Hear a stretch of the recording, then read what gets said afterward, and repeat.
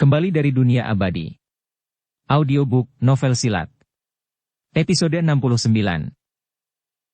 Agak jauh dari tempat kejadian, bos pabrik anggur Dukang, Du Chengze telah jatuh ke dalam ketakutan yang mengejutkan karena pemandangan itu. Sambil membelalakan mata, dia terhuyung mundur dengan ekspresi ketakutan. Dia tidak pernah menyangka bahwa Tang Xiu akan begitu tak terkendali dan mendominasi bahkan memerintahkan untuk membunuh saat itu juga. Anak buahnya benar-benar tidak berperikemanusiaan karena masing-masing dari mereka sangat kuat bahkan senjata tidak berarti apa-apa bagi mereka. Masalah ini terlalu besar. Sambil menelan ludahnya karena putus asa, Du Chengze menoleh ke sekeliling karena yang lain juga tercengang dan terperanjat. Menatap tajam ke arah putranya, yang telah lama pucat, fokusnya kembali ke adegan pertarungan. 2 menit kemudian, hanya tersisa 30 orang dari semua antek Jiang Tianba dan Chen Jianye. Meski ketakutan, hanya rasa takut yang terlihat di wajah mereka saat mereka bergegas menuju pintu untuk melarikan diri dari neraka yang hidup ini. Sedangkan di pihak Tang Xiu, hanya 1 orang bawahannya yang tewas, sedangkan beberapa orang lainnya terluka. Namun, tepat pada saat ini, Mo Awen dan Mo Au telah memblokir pintu masuk aula bersama dengan 4 orang lainnya. Sambil memegang belati mereka dengan tangan kiri, mereka menatap tajam ke arah 30 orang antek yang melarikan diri. Membunuh. Keenam sosok itu memberi mereka sambutan yang garang. Berhenti. Berhenti. Teror dan kepanikan telah melahap Jiang Tianba karena hanya ketakutan yang tergambar di wajahnya saat dia berteriak keras. Senyum mengejek muncul di wajah Tang Xiu saat dia melambaikan tangan ke Tian Li. Tian Li langsung berteriak. Berhenti. Ketika dia berbicara, hampir 10 orang di antara 30 orang besar itu telah terbunuh. Pembunuhan telah berhenti. Tang Xiu menjentikkan puntung rokoknya, dan dengan tepat memasuki panci di sudut 10 meter jauhnya. Dia dengan lembut mengangkat tangan sang sebelasnya dari bahunya dan perlahan berdiri. Apakah kamu takut? Berdiri di depan Jiang Tianba, dia bertanya sambil tersenyum, yang tidak terlihat seperti senyum. Jiang Tianba gemetar dan berteriak marah. Kau sudah mati. Kau benar-benar sudah mati. Kau baru saja membunuh begitu banyak orang, apa kau tidak takut pada hukum? Hukum? Ejekan dan penghinaan tergambar di sudut mulut Tang Xiu. Aku berani memerintahkan pembunuhan, tetapi kau pikir aku takut akan konsekuensinya. Apa itu? Anak buahmu tidak bisa melawan dan sekarang kau menggunakan hukum untuk menakut-nakutiku? Hahaha. Di sampingnya, Chen Jianye menarik napas dalam-dalam. Sambil menatap Tang Xiu, dia berkata, kamu menang. Kami kalah. Katakan saja syaratmu dan kita akan mengakhiri masalah ini hari ini. Melihat matanya, Tang Xiu menghela napas sebelum menoleh ke 20 orang kuat yang sedang dikepung. Dia berjalan dan menatap mereka, berkata, kalian semua tidak beruntung mengikuti bos-bos bodoh kalian ini. Aku orang yang cukup baik hati jadi aku akan memberimu kesempatan untuk hidup. Apakah kalian menginginkannya, atau tidak? Kami menginginkannya. Sambil gemetar ketakutan, lebih dari 20 orang kuat itu buru-buru menjawab dan mengangguk. Mereka takut, sampai-sampai mereka berharap apa yang terjadi hanyalah mimpi buruk. Bab 283, Dewa Pembunuh. Sambil melambaikan tangan ke arah semua orang di sekitarnya, memberi isyarat agar mereka mundur, Tang Xiu kemudian menggerakkan tangan dan kakinya dengan lembut sambil tersenyum dan berkata, aku sudah lama tidak berolahraga, jadi aku akan menemani kalian bermain hari ini. Bagaimanapun, kalian ada lebih dari 20 orang, aku akan membawa kalian semua sendirian. Jika kalian bisa mengalahkanku, maka kalian bisa hidup. Namun jika kalian tidak bisa mengalahkanku, kalian akan mati. Oleh karena itu, aku harap kalian dapat menunjukkan kemampuan kalian yang sebenarnya. Apa? Semua orang tercengang, menatap Tang Xiu dengan ekspresi yang tidak dapat dijelaskan. Sambil menunjuk ke arah Jiang Tianba dan Chen Jianye yang sedang menodongkan pisau ke leher mereka, Tang Xiu melanjutkan. Aku berjanji bahwa bawahanku tidak akan mengganggu kalian lagi jika kalian bisa membunuhku, bahkan atasan kalian akan baik-baik saja dan aman. Mereka sangat kaya, mereka pasti tidak akan memperlakukan kalian dengan buruk nanti. Datanglah padaku. Aku memberimu kesempatan, jadi kalian harus mencoba dan melihat apakah kalian bisa memanfaatkannya atau tidak. Keserakahan merupakan salah satu sifat manusia, sedangkan naluri untuk bertahan hidup akan memacu seseorang untuk mengeluarkan potensi dirinya secara maksimal. Ke-24 orang kuat itu segera bertukar pandang dan mengangguk. Tepat pada saat ini, keadaan telah memaksa mereka ke dalam situasi yang tidak ada harapan. Pertarungan berikutnya akan menentukan apakah mereka hidup atau mati. Pergi! Ke-24 orang itu berlari ke arah Tang Xiu dengan agresif, seperti sekawanan serigala. Sepasang tinju besar saling beradu, berharap dapat membunuh Tang Xiu secara langsung. Bukannya mundur, Tang Xiu malah ikut campur dalam perkelahian itu dengan kaki kanannya bergerak seperti cambuk, menghancurkan tinju salah satu orang kuat itu dan mematahkan tangannya dengan tendangannya, lalu memukul tangan orang lain dan memaksanya terhuyung-huyung jatuh ke tubuh orang itu. Peng, peng. Tang Xiu bergerak dan bertindak sangat cepat, dengan kecepatan setidaknya beberapa kali lebih cepat daripada musuh. Dalam sekejap, dia telah menendang 5 kali dan meninju 7 kali. Bersamaan dengan suara patah tulang, 7 atau 8 orang kuat berteriak dan terbang terbalik. Pada saat ini, sosok Tang Xiu tiba-tiba muncul ketika sepasang tinjunya berubah menjadi jari-jari dan mencengkeram leher kedua pria lainnya, langsung menghancurkan mereka. Itu hanyalah pembantaian. Pembantaian sepihak. Bagaikan seekor harimau yang menyerbu kawanan domba, setiap kali Tang Xiu bergerak, selalu saja ada musuh yang mati atau cacat. Di seluruh aula, semua orang tercengang melihat Tang Xiu bergerak kemana-mana, bahkan Tian Li dan Hao Lei yang kuat pun tidak terkecuali. Mereka memiliki kekuatan yang luar biasa dan mengalami banyak sekali pertarungan sejak pelatihan brutal di masa kecil, namun Tang Xiu masih berusia 20-an. Pria muda yang begitu kuat di usia 20-an benar-benar di luar ekspektasi mereka. Luar biasa. Tian Li berseru sepenuh hati. Pada saat ini, ekspresi serius terlihat di wajah Hao Lei saat dia berkata dengan nada berat. Bos memiliki kekuatan yang luar biasa. Jika aku melawannya, aku hanya akan bertahan 3 gerakan sebelum dia membunuhku. Sambil menoleh, senyum tipis tersungging di bibir Tian Li saat dia berkata. Jangan lupa siapa dia. Demi bos, dia tidak perlu mengerahkan seluruh tenaganya untuk membunuh semut-semut ini. Lega, Hao Lei memaksakan senyum. Itu benar. Bagaimana bos bisa dibandingkan dengan orang kebanyakan? Jika Little Boss juga ada di sini, aku yakin dia akan bisa membunuh mereka dalam sekejap. Saat ini, keduanya tidak sabar untuk mendapatkan kesempatan, karena begitu mereka bisa mendapatkan kesempatan untuk mendapatkan teknik kultivasi dewa yang tiada tara, mereka juga akan menjadi seekor ikan mas yang akan melompat melalui gerbang naga. Berbeda sekali dengan pikiran orang-orang di aula pesta abadi, Jiang Tianba, Chen Jianye, serta Jiang Yu dan Chen Fei, mereka berempat sudah tenggelam dalam ketakutan. Mereka tahu bahwa mereka sudah tamat. Karena Tang Xiu saat ini dan para penjaga aula pesta abadi itu sama sekali bukan manusia. Bukan hanya kekuatan tempur mereka yang luar biasa kuat, tetapi mereka juga kejam. Sekarang setelah situasi menjadi seperti ini, mereka sepenuhnya menyadari bahwa hidup mereka akan berakhir. Mereka hanya bisa menyesal telah memprovokasi mereka.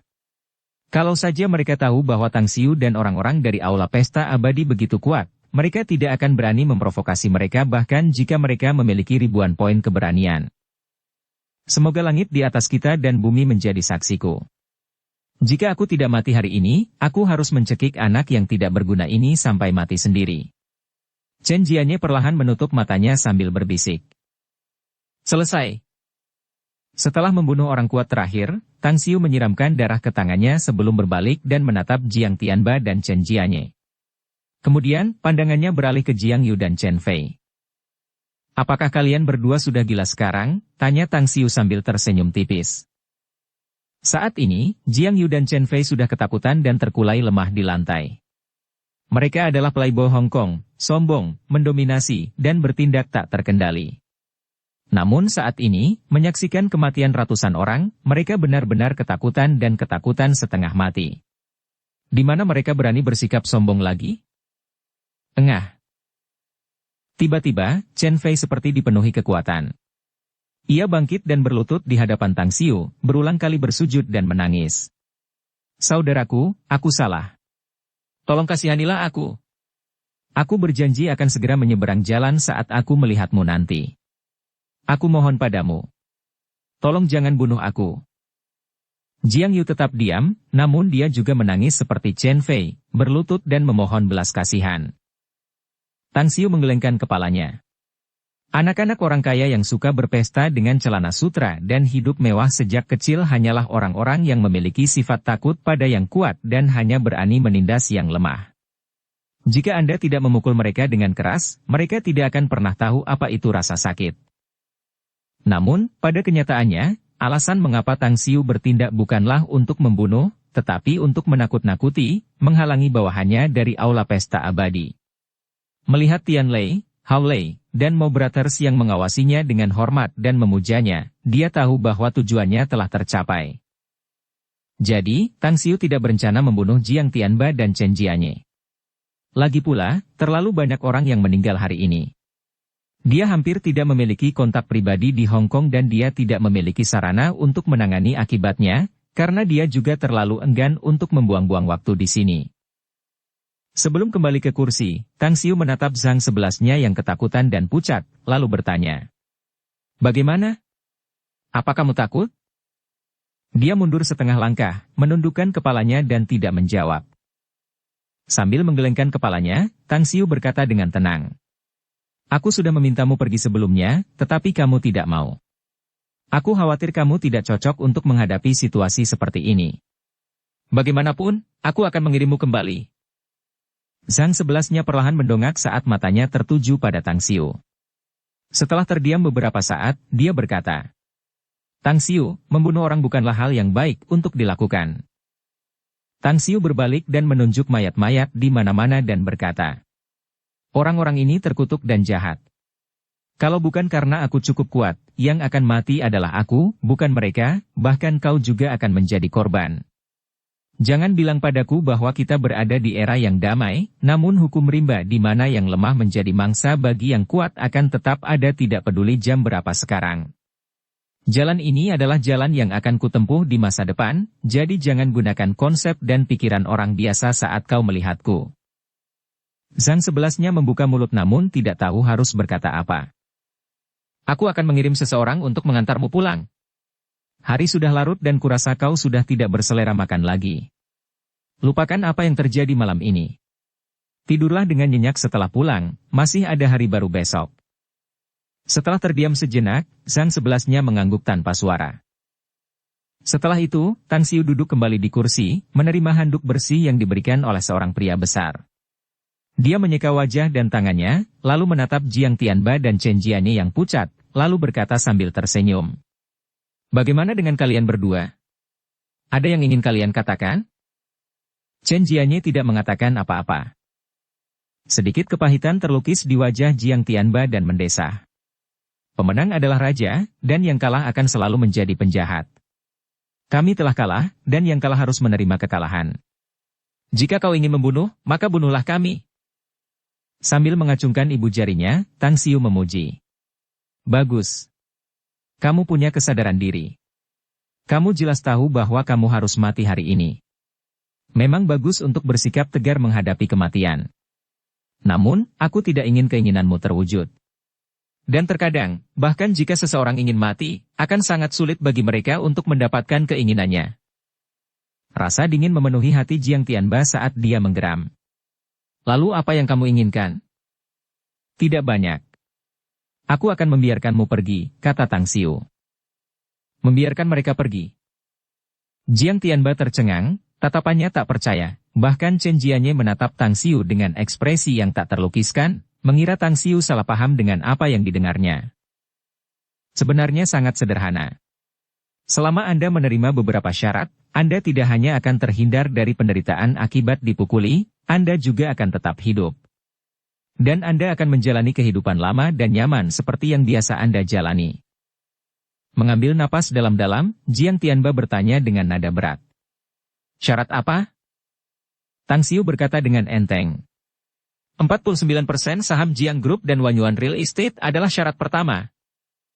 Setuju. Tidak masalah.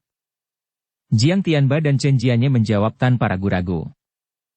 Kekayaan hanyalah harta duniawi jika dibandingkan dengan hidup. Apalagi saham dalam perusahaan mereka, semuanya akan hilang begitu mereka meninggal. Syarat kedua, kematian mereka tidak ada hubungannya dengan kita.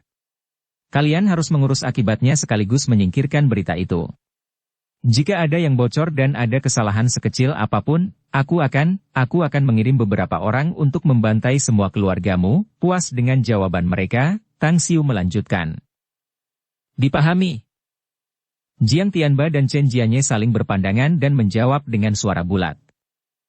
Jika Aula Pesta Abadi dan Perhiasan Keberuntungan Besar membutuhkan bantuanmu di masa mendatang, kamu harus melakukan apapun yang kamu bisa untuk membantu mereka. Batas waktunya adalah 10 tahun. Jika kamu melakukannya dengan baik dalam kurun waktu tersebut, aku tidak hanya akan menghapus semua yang terjadi hari ini, aku juga akan memberimu beberapa hadiah. Setuju. Setuju. Jiang Tianba dan Chen Jianye menjawab lagi. Permintaan keempat dan terakhir, kirim 2 putramu yang tidak berguna itu ke luar negeri. Tinggal di negara ini hanya akan membuat mereka menunggu bencana. Dia melambaikan tangannya dan menatap Tianli. Bantu mereka membuang mayat-mayat itu. Mengenai akibatnya, kamu juga bertanggung jawab membantu mereka. Selain itu, kamu harus mengurus transaksi tentang saham dengan mereka berdua. Kamu juga akan memutuskan apakah akan menjual saham atau mengambil dividen tahunan. Saya akan menjualnya. Tianli berkata tanpa ragu. Tang Xiu tersenyum tipis. Seperti yang kukatakan, itu keputusanmu.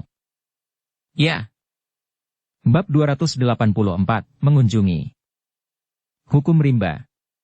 Yang kuat memangsa yang lemah.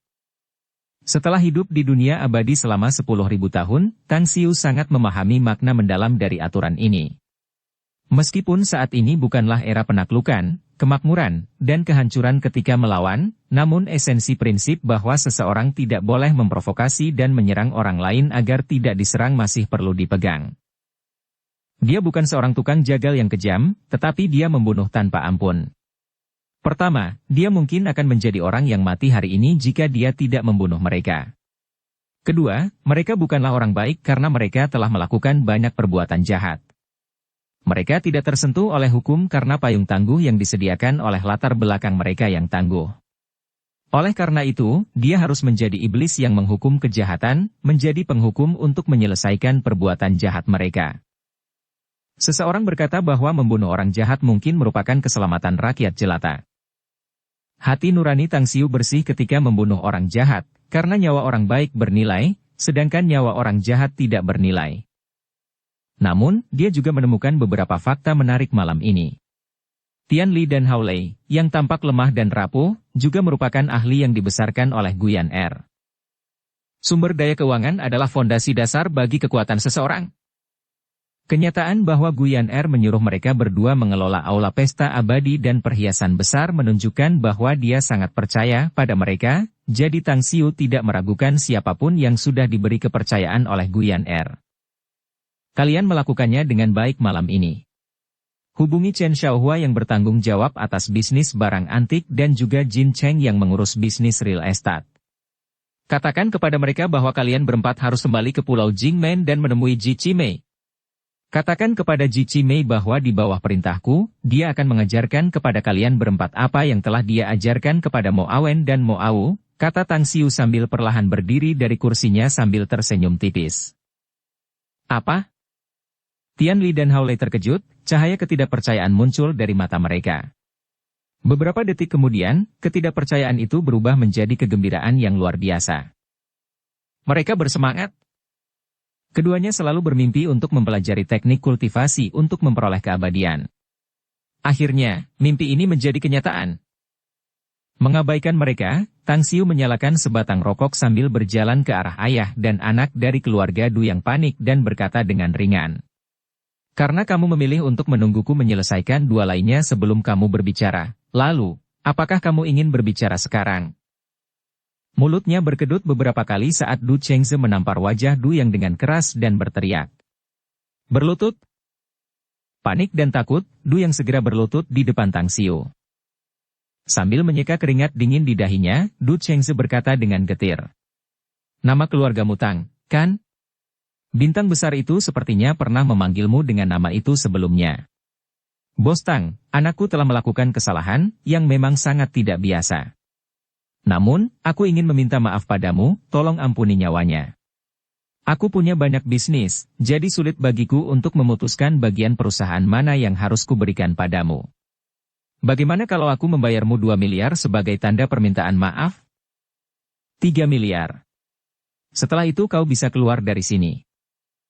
Di dalam hati, Du Chengze diam-diam merasa lega, karena ia dapat menyelesaikan masalah dengan uang, yang sebenarnya bukanlah masalah besar. Kekayaannya bernilai puluhan miliar, dan meskipun 3 miliar yuan merupakan jumlah yang sangat besar, ia masih mampu membelinya. Mengenai hal ini, 49% saham Jiang Group dan Wanyuan Real Estate pada dasarnya adalah modal dasar Jiang Tianba dan Chen Jianye. Bolehkah aku memintamu memberiku waktu, Bos Tang? Aku bisa memberikan 3 miliar, tapi waktunya terlalu singkat. 3 hari, hanya itu yang bisa kuberikan padamu, kata Tang Xiu acuh tak acuh. Baiklah, 3 hari sudah cukup, kata Du Chengze buru-buru. Tang Xiu melambaikan tangannya. Baiklah, kau boleh pergi. Ingat ya. Kau boleh berpihak pada putramu, tapi awasi dia agar dia tidak mengulangi kejahatannya. Dengan tergesa-gesa menjawab, Du Chengze berkata. Saya pasti akan mendisiplinkannya setelah saya kembali, untuk memastikan bahwa dia tidak akan lagi melakukan perbuatan jahat apapun serta memprovokasi yang benar dan melakukan yang salah. Melihat Du Chengze dan puluhan anak buahnya yang ketakutan pergi, dia tiba-tiba berbicara. Tinggalkan semua senjata kalian di sini. Baiklah. Tanpa menunggu perintah Du Chengze, 7 atau 8 orang besar yang membawa senjata buru-buru menjatuhkan mereka ke lantai. Bagi mereka, Tang Xiu adalah iblis, dewa pembunuh yang kejam dan bengis. Jika mereka berani menentang keinginannya, mereka mungkin tidak akan bisa keluar dari aula pesta abadi hidup-hidup. Beberapa menit kemudian, Tang Xiu dan saudara-saudara mau meninggalkan aula pesta abadi dengan humor kembali ke jalan Teluk Qianshui ke-13. Dia masih harus berangkat ke Pulau Sembilan Naga, jadi dia perlu istirahat yang cukup. Di Deepwater Bay 79 Road. Sambil menyeruput teh mereka, Li Juren dan Kesentao mengobrol. Bos. Seorang pengawal berbadan besar datang ke hadapan Li Juren dengan ekspresi aneh di wajahnya. Li Juren mengerutkan alisnya dan bertanya. Bagaimana hasil penyelidikannya? Kami belum menyelidiki identitas Tang Xiu untuk saat ini, tetapi saya telah berbicara dengan kontak saya di Provinsi Shuangqing, jadi kami akan segera mendapatkan hasilnya. Namun, ada situasi di aula pesta abadi. Menurut temuan kami, Tang Xiu sebelumnya berselisih dengan sekelompok tuan muda. Putra tertua pemilik grup Jiang, Jiang Yu, pewaris Wanyuan Real Estate, Chen Fei, bos muda pabrik anggur Dukang, Duyang, dan Qi Changxing dari peralatan listrik Kang Yong. Ketika Tang Xiu menghadiri pelelangan, manajer umum aula pesta abadi, Tian Li, membawa Jiang Yu dan Chen Fei pergi. Setelah Tang Xiu bergegas ke sana, bos Jiang Group, Jiang Tianba, bos Wanyuan Real Estate, Chen Jianye, serta Du Chengze dari pabrik anggur Dukang membawa serta 100 hingga 200 orang ke lokasi aula pesta abadi. Setelah itu, Tang Xiu juga tiba di sana. Li Juren menyipitkan matanya dan bertanya perlahan. Bagaimana hasilnya? Pengawal bertubuh besar itu memaksakan senyum. Jiang Tianba, Jiang Yu, Chen Jianye, dan Chen Fei meninggalkan aula pesta abadi terlebih dahulu dengan beberapa luka, tetapi orang-orang mereka yang mengikuti mereka ke dalam tidak ikut keluar bersama mereka. Mengenai ayah dan anak itu, Du Chengze dan Du Yang, mereka juga membawa puluhan orang ke sana, tetapi mereka semua keluar dari pintu depan aula pesta abadi. Dan Du Chengze memukul putranya, dan tampaknya cukup keras. Alis Li Juren berkerut dalam dan bertanya dengan nada berat. Jadi maksudmu, aula pesta abadi menjadikan orang-orang Jiang Tianba dan Chen Jianye sebagai sandera, bukan?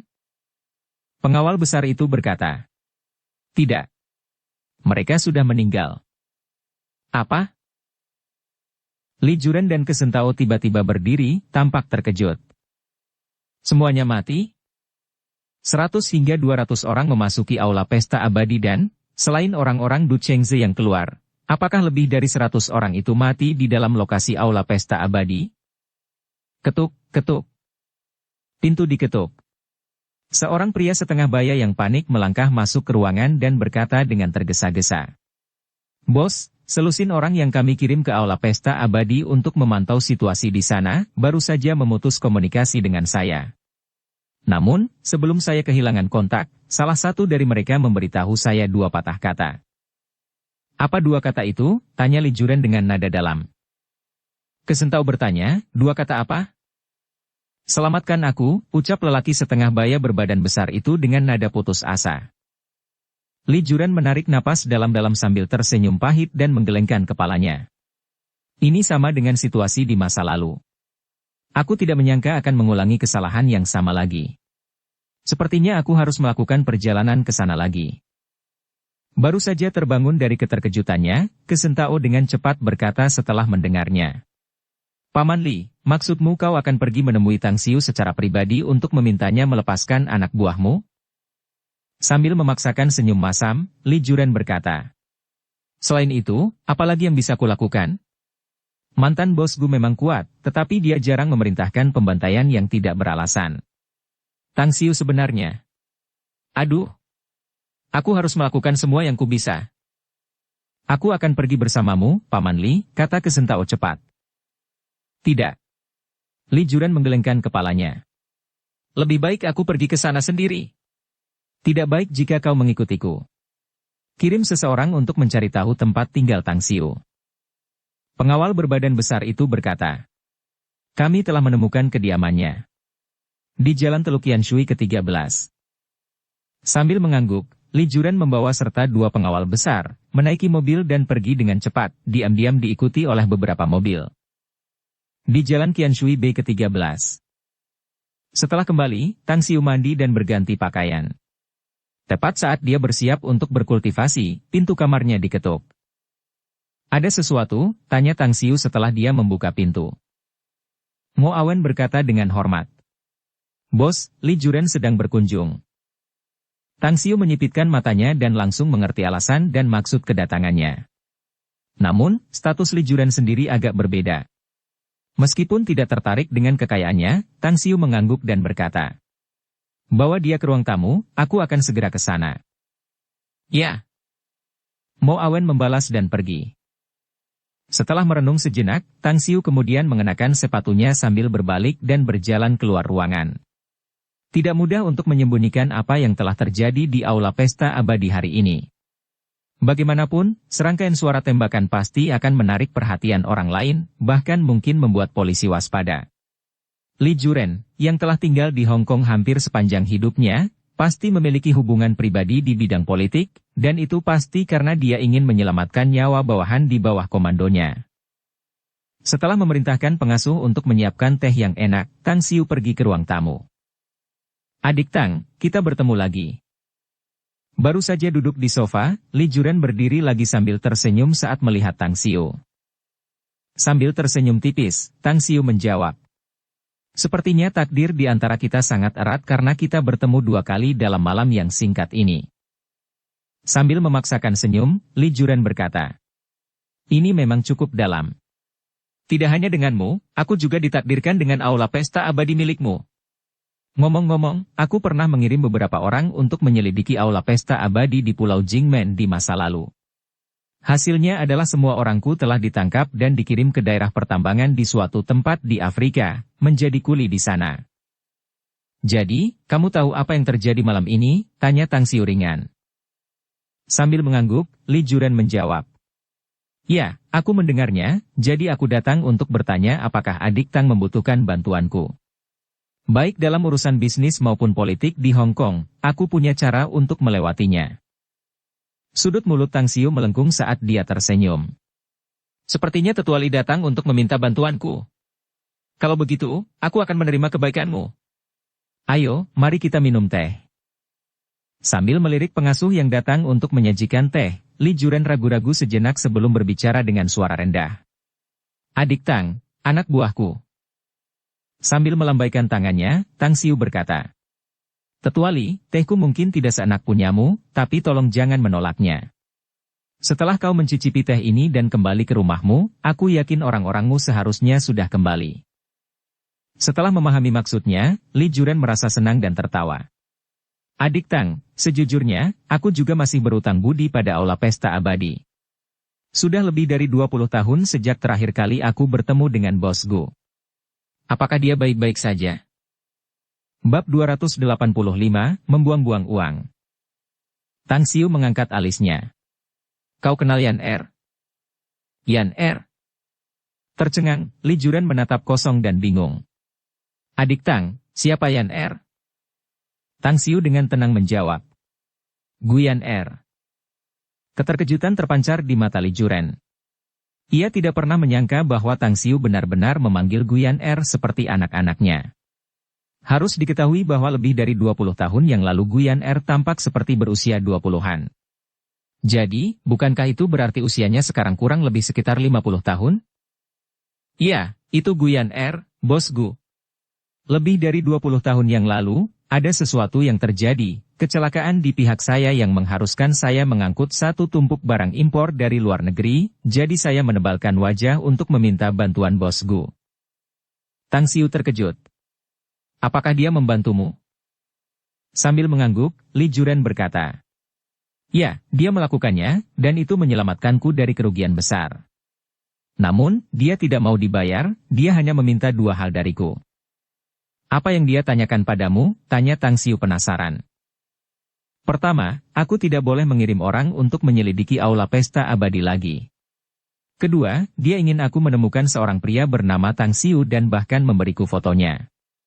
Meskipun namamu juga Tang Xiu, tetapi penampilannya agak berbeda darimu. Tang Xiu? Di dalam hati, Tang Xiu mendesah pelan. Penampilan pria di gambar itu jelas berbeda darinya. Bagaimana mungkin penampilannya di dunia abadi sama dengan penampilannya saat ini? Sepertinya Yan Er telah melakukan banyak hal untukku.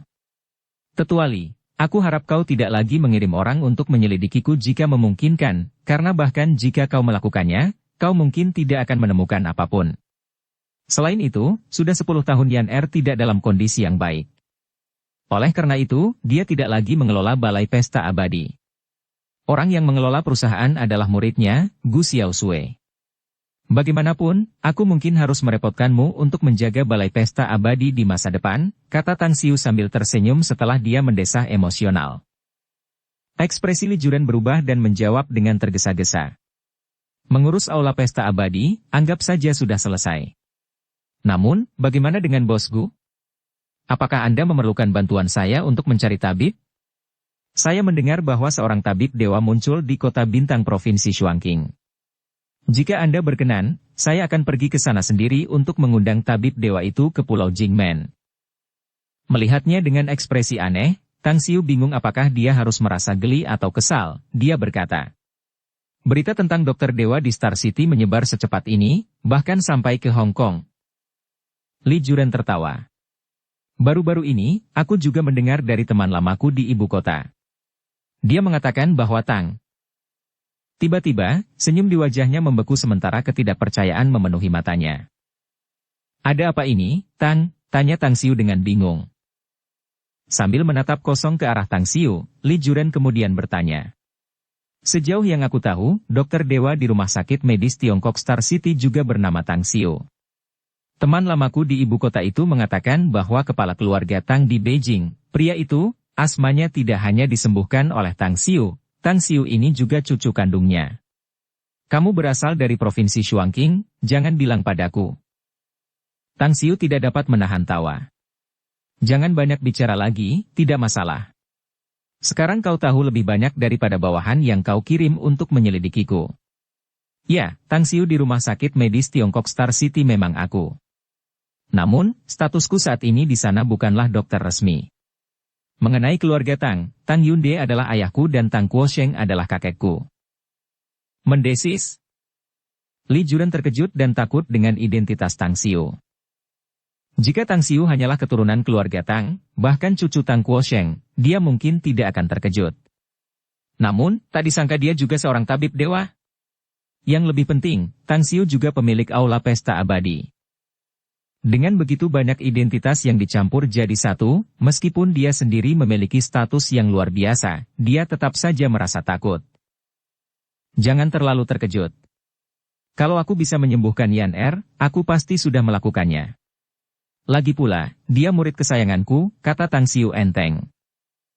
Mengangguk dan pulih dari keterkejutannya, Li Juren berkata. Karena kamu juga seorang dokter dewa, tentu saja. Sekali lagi, kata-katanya terhenti. Seorang murid? Apakah Tang Xiu baru saja mengatakan itu? Bu Yan Er adalah murid kesayangannya. Ah, lelucon macam apa ini? Tang Xiu tidak menjelaskan lebih lanjut dan hanya melihat ekspresi terkejut Li Juren. Dia menggelengkan kepalanya. Bagaimanapun, aku ingin kamu merahasiakan hubunganku dengan Yan Er. Selain itu, jika kamu tidak punya hal lain untuk dikatakan, kamu bisa kembali. Li Juren tidak bergerak. Matanya terpaku pada Tang Xiu.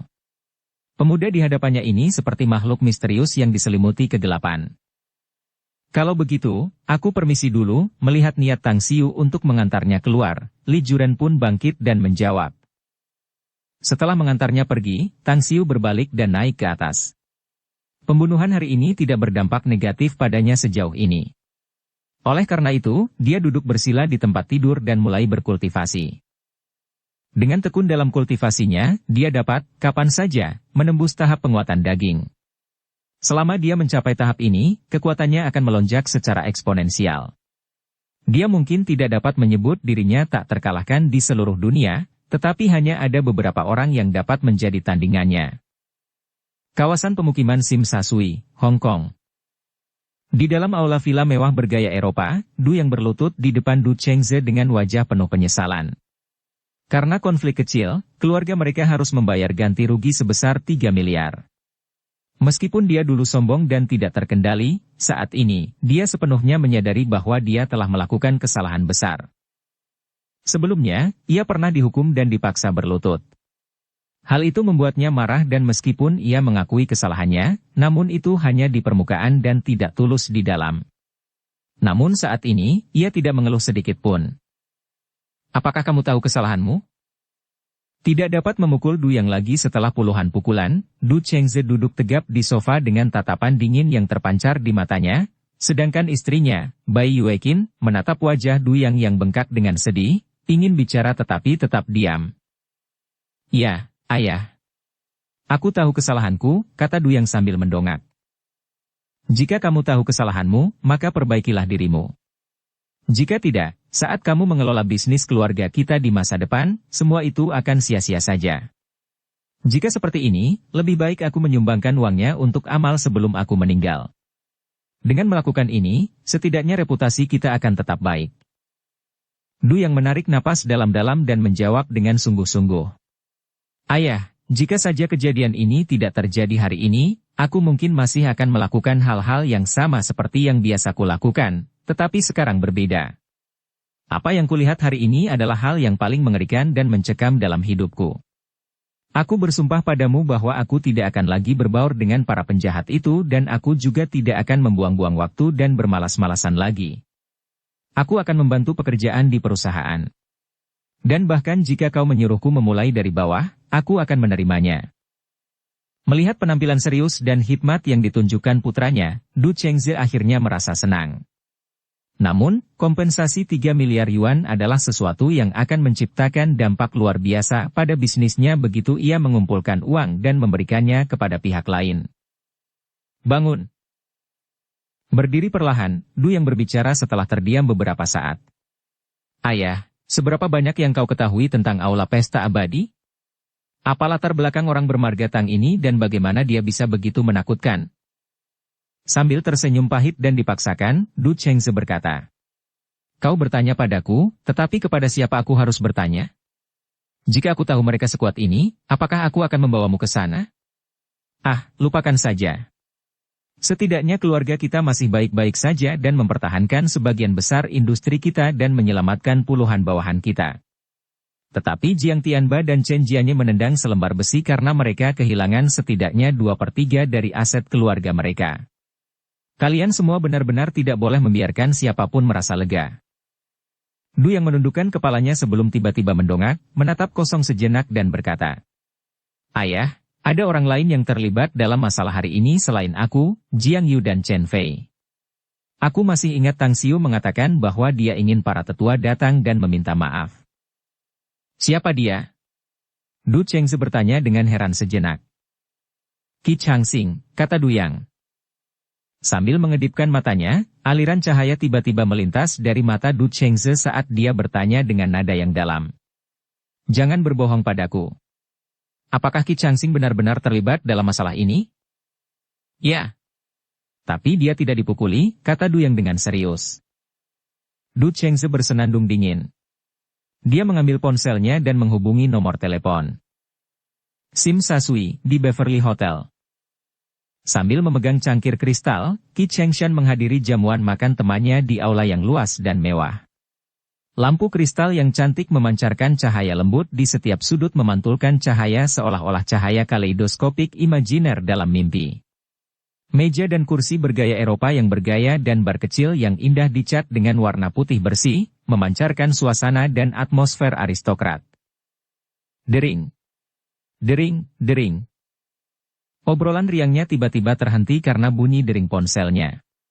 Sambil menunjukkan ekspresi minta maaf kepada orang-orang di sekitarnya, ia mengambil ponselnya dan segera meninggalkan tempat duduknya setelah melihat ID penelepon di layar ponselnya. Ia berjalan keluar dan tertawa. "Kakak Du, ada apa?" "Aku punya berita untuk dijual kepadamu," sebuah suara serius milik Du Chengze keluar dari telepon. Terkejut, Qi Chengshan menatap kosong sejenak saat langkahnya tiba-tiba terhenti, bertanya dengan heran. "Berita apa?" "Jangan tanya sekarang. Kalau kamu mau beli, kamu harus transfer 500 juta yuan ke aku. Setelah kamu tahu masalahnya, kamu harus transfer 500 juta lagi." "Kurasa 1 miliar tidak terlalu mahal untuk berita ini," kata Du Chengze dalam hati. Karena wajah Qi Chengshan tampak muram, dia berkata dengan enteng. "Saudara Du, bagaimana aku tahu kalau berita ini bernilai 1 miliar yuan kalau kamu tidak memberitahuku terlebih dahulu?" "Saudara Qi, sudah berapa dekade kita tidak saling mengenal? Apakah menurutmu aku orang yang suka menipu dan mengakali orang lain? Aku tahu jika kamu dibiarkan dalam kegelapan malam ini dan tidak melakukan apapun, kamu mungkin akan berakhir buruk, begitu pula perusahaan Kimu. Harga yang akan kamu bayar mungkin akan melebihi 1 miliar nanti. Apa maksudmu?" Terkejut, Qi Chengshan mengetahui watak Du Chengze karena dia tidak pernah berbicara tanpa beban. "Sekarang katakan padaku, apakah kamu akan membelinya atau tidak?" kata Du Chengze.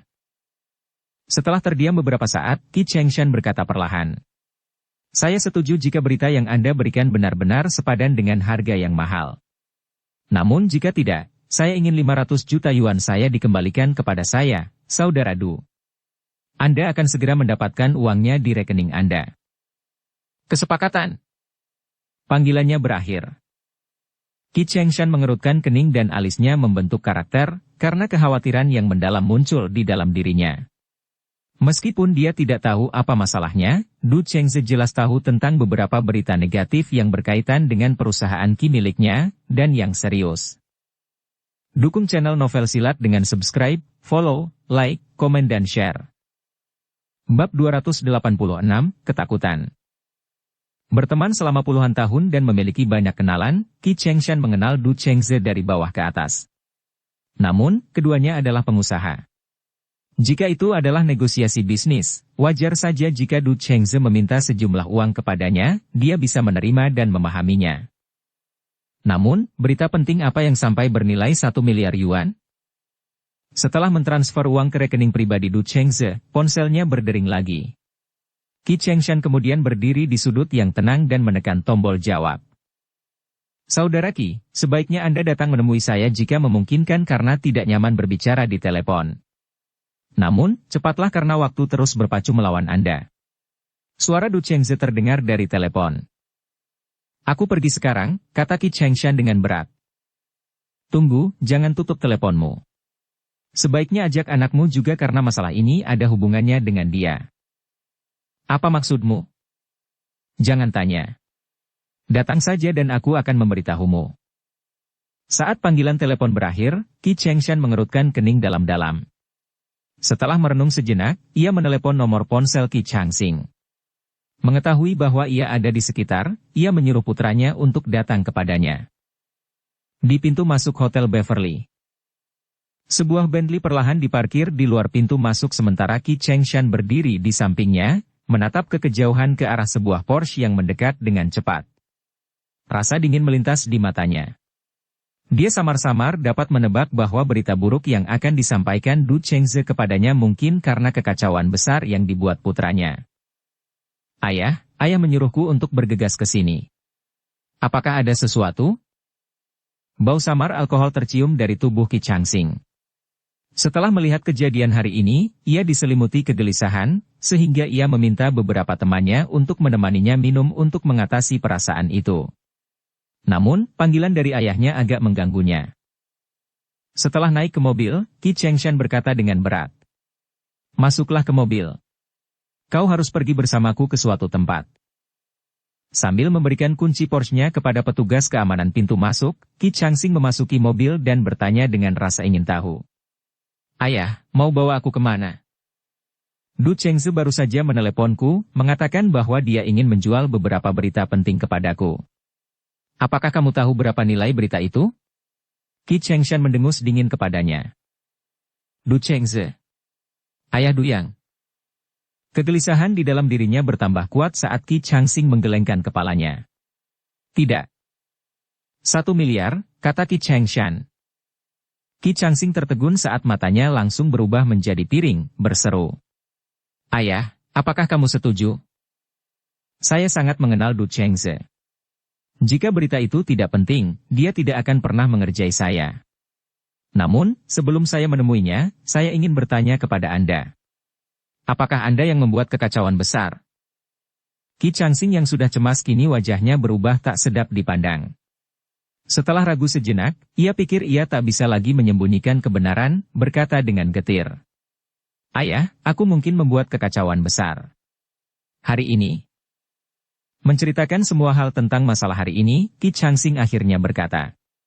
Meskipun dia menyuruhku untuk membawamu meminta maaf kepadanya, menurutku itu tidak perlu. Bukan aku yang menyebabkan masalah ini. Aku hanya mengatakan beberapa hal untuk mendukung mereka.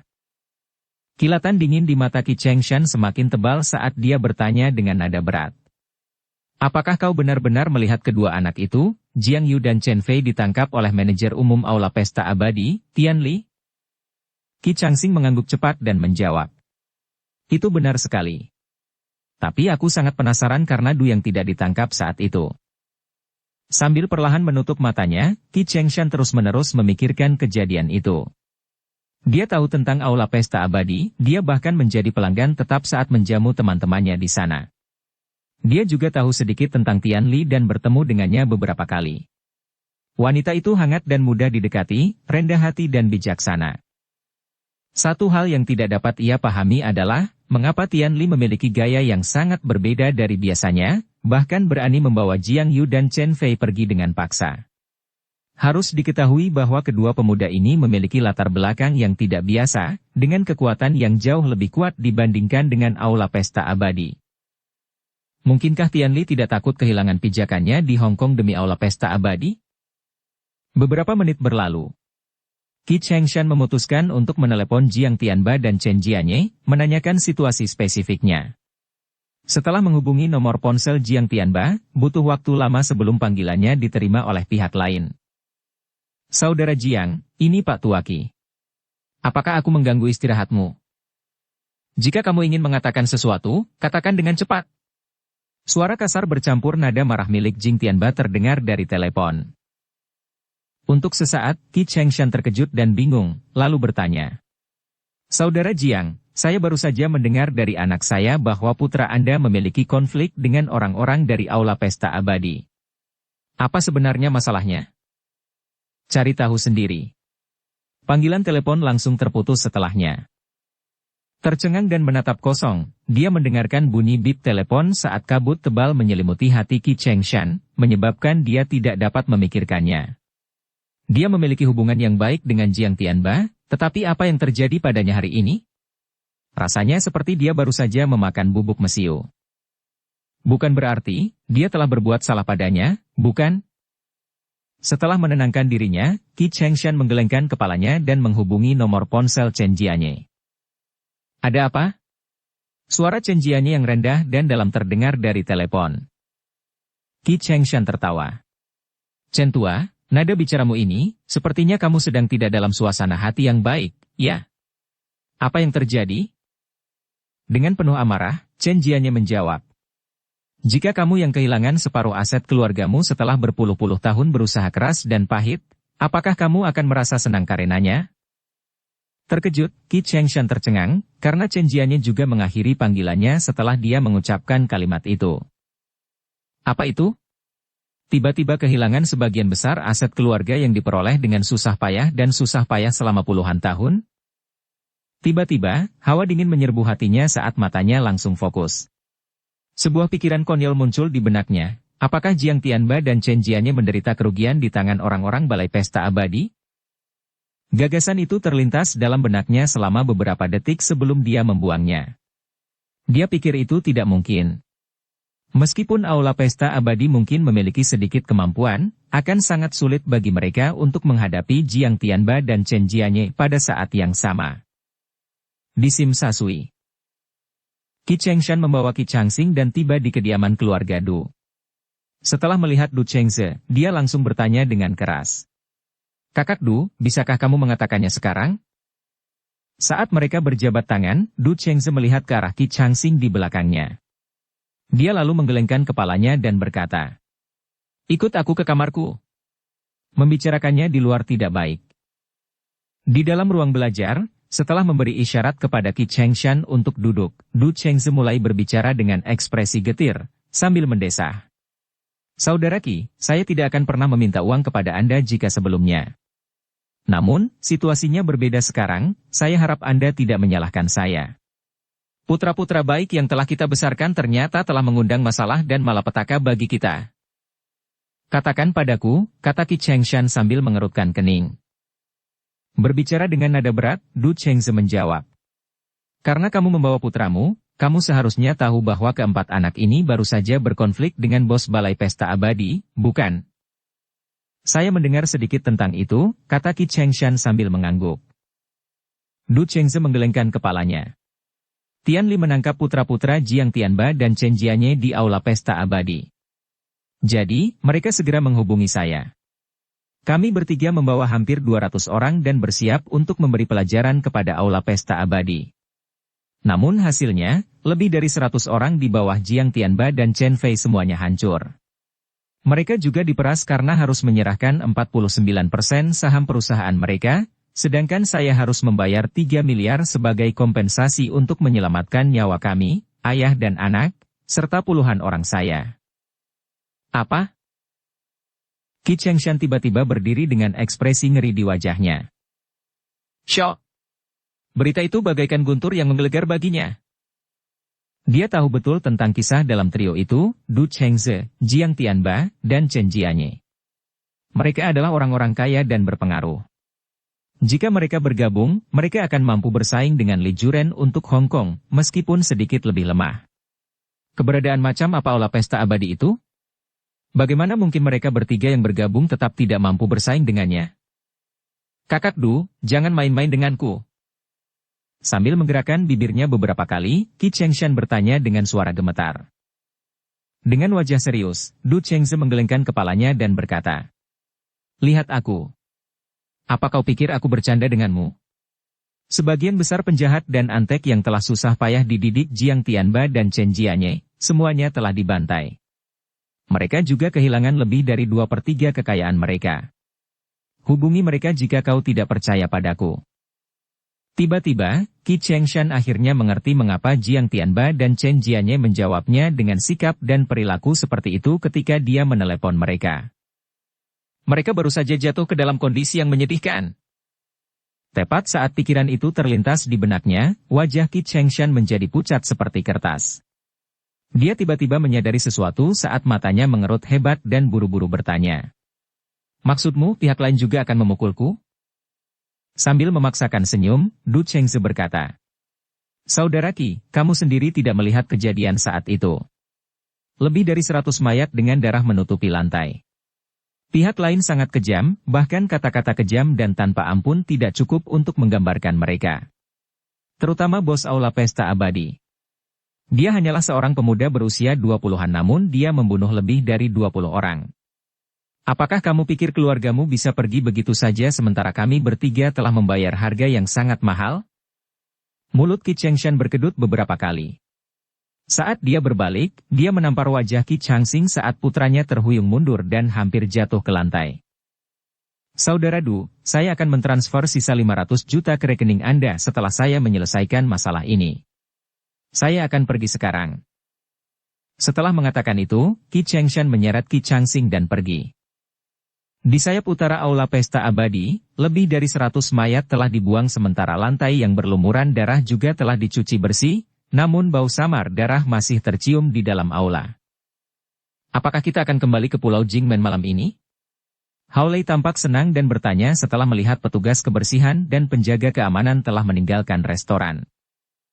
Tian Li menggelengkan kepalanya dan tersenyum. Ada satu hal kecil lagi yang belum terselesaikan. Hah? Hao Lei bingung. Masih ada yang lain? Apa itu?